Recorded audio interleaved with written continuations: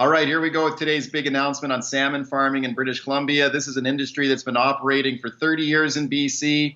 It's very successful. It employs more than 6,000 people in rural areas of the province. Those are good paying jobs. Those jobs are like gold in areas where other resource industries have been in decline, like forestry and the wild salmon fishery. But of course, it is controversial because critics say the fish farms spread disease and parasites to wild fish.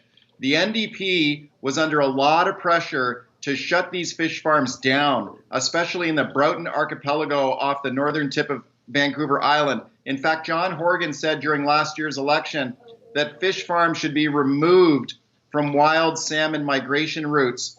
The Broughton is a prime example of that. So the big question today was, would the government shut the farms down? They did not. Instead, the government announced that farms will face stricter operating regulations, including a requirement to get consent from local First Nations. The new rules will not kick in until 2022.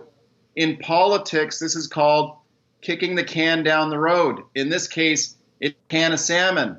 It's no coincidence that the next scheduled election is in 2021.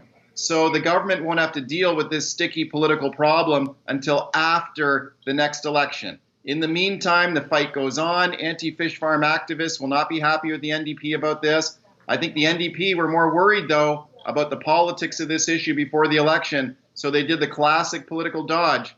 They kicked this one down the road.